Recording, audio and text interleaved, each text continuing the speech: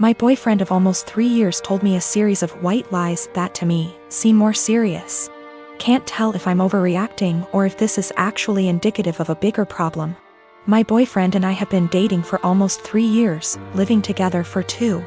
We have a pretty good relationship, obviously with ups and downs, but we make it work and are happy. A little background on me and my boyfriend. I come from a single-parent home. My father was absent. My mother was and is by no means perfect, but she did her best with what she had. We were poor.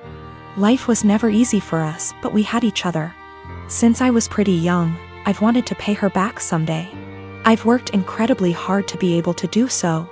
I help her financially as much as I can and regularly pay her bills //send her cash. I'm also her only living child now, as my brother passed away 5 years ago, which basically left me to help her. I don't care, I love my mother, and the right thing to do is to help her when she needs it. But is stressful. This is relevant because my boyfriend described coming from a somewhat similar past, and it is something we have bonded over. Having the mutual experiences seemed to bring us closer. He told me he also helped his parents financially, and we would often vent to each other about the stress it brings. I am not one to confide in many people, so having someone who I felt like actually understood me was meaningful to me. So here is where the lies come in, and I need someone to either tell me I'm not crazy and this is horror, or that I am crazy and this isn't a huge deal. I'm fine with either.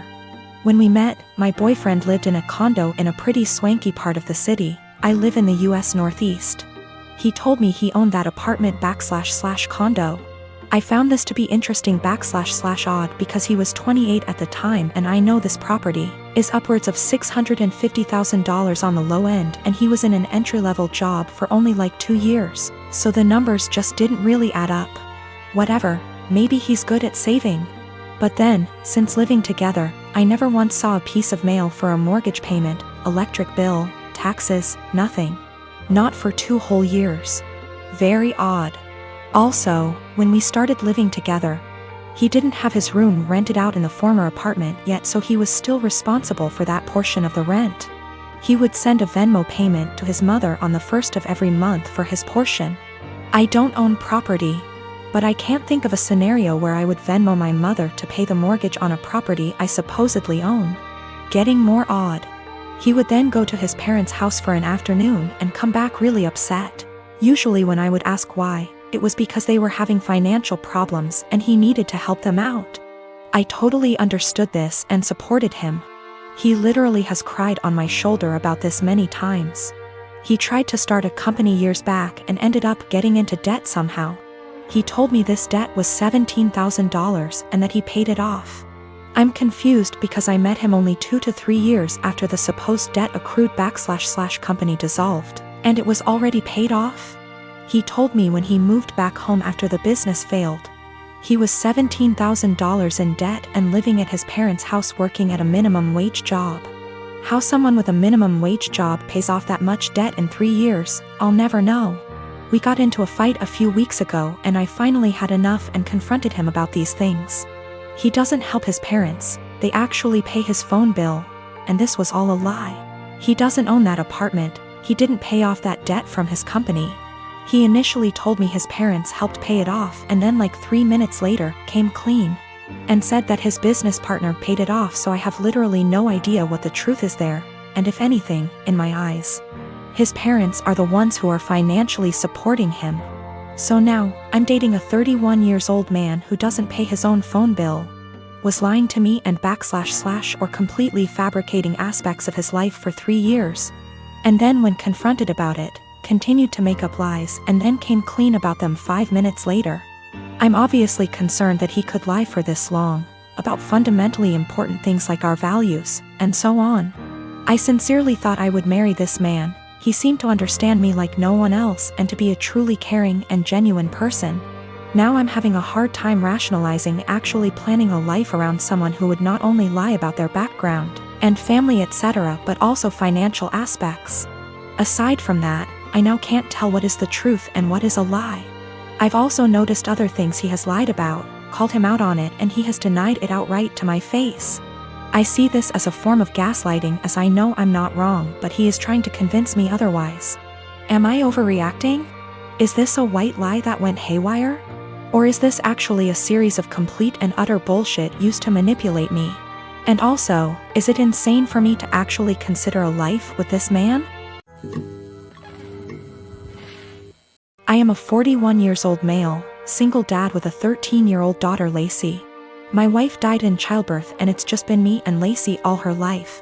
My sister has been a big help in raising Lacey, and we do keep in contact with her maternal grandparents. The issue started a couple of months ago when Lacey started her period. I knew this day would come, so I spoke to my sister, my female best friend and my mother-in-law to be well prepared. I gave her the talk with her grandmother and aunt there. I buy her pads and tampons. I even have Midol and heating pads ready for Lacey when she needs them. The problem began when I began to notice a smell coming from Lacey's room. I went in to investigate and found pads and tampons openly disposed of in her wastebasket. I checked her bathroom and it was worse. She had her blood-stained undergarments in the tub. I took out her trash and did my best to get rid of the smell, but I didn't know what to do with the underwear in the tub.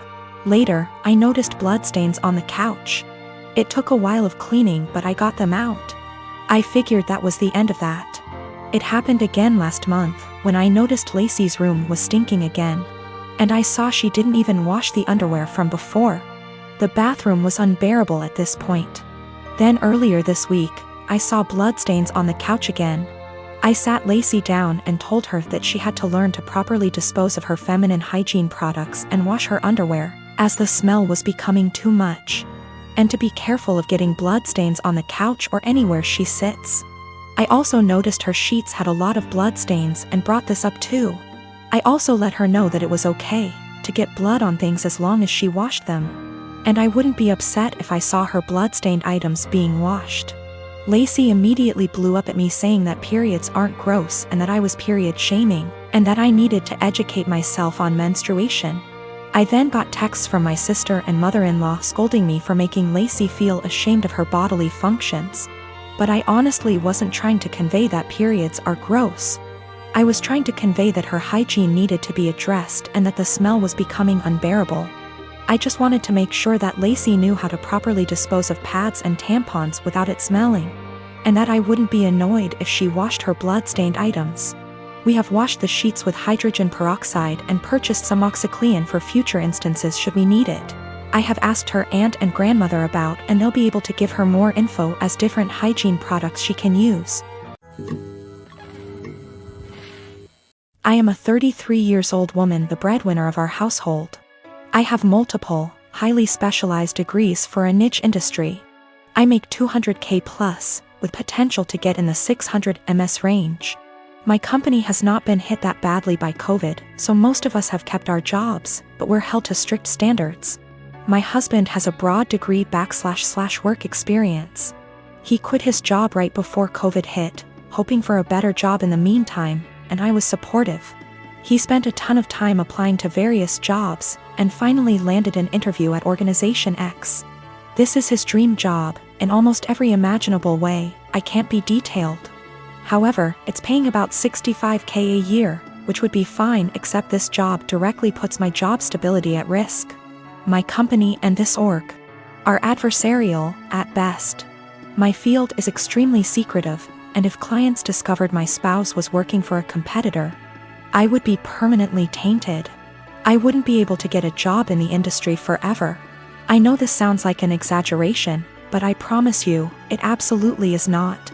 It'd be like if I worked in protecting the privacy of celebrities, and he worked for TMZ. If he tapped my car, got into my work devices, he could use that to advance his career.